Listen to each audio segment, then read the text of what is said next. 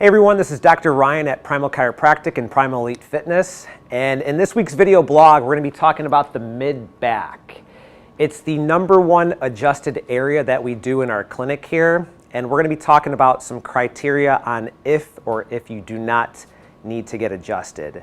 So the reason why it's one of the #1 areas to get adjusted is we are flexion dominant creatures. When we don't focus on our posture, we typically round forward and we lose the ability to do the opposite, which is extension. So the #1 mid-back adjustment we do or perform is for mid-back extension or getting in that nice upright alignment.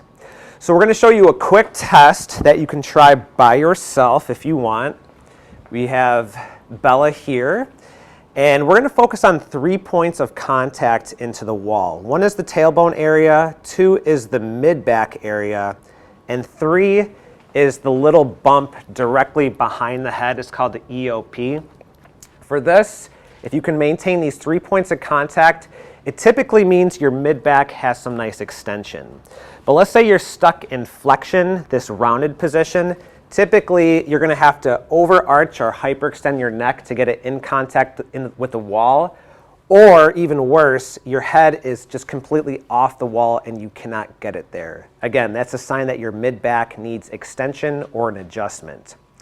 Another test, we'll stand it up, that you can do, we'll get a side angle if you could face that way, is hands behind the head and just shoot the sternum forward and extend through the mid-back. We want to see if you can get to about 0 degrees in the mid-back area. But again, if you're stuck in flexion, that over-rounded position, the slouch forward position here, this is what it would look like if you're not able to do so. So with that being said, let's say you are unable to get proper extension of the mid-back. The adjustment is a great tool to correct that.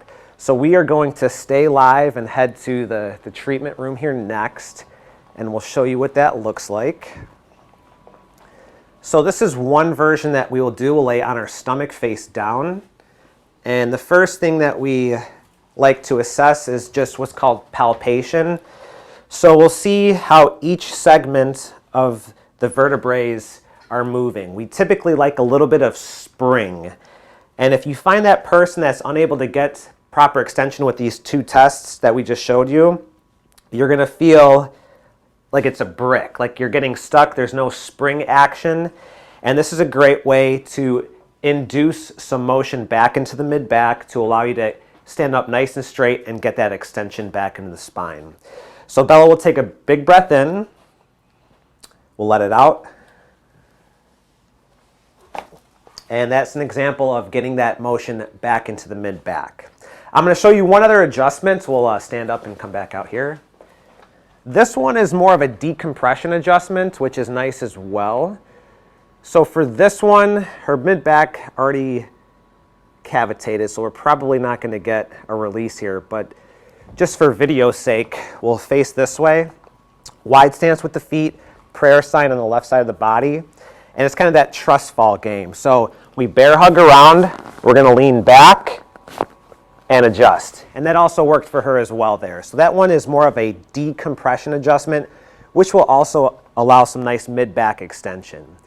So try these tests out if you are struggling with mid-back extension, or if you just have stiffness or tightness in the mid-back. It's typically a sign that you are flexion dominant. We need to induce some extension, and hopefully this stuff will help you out.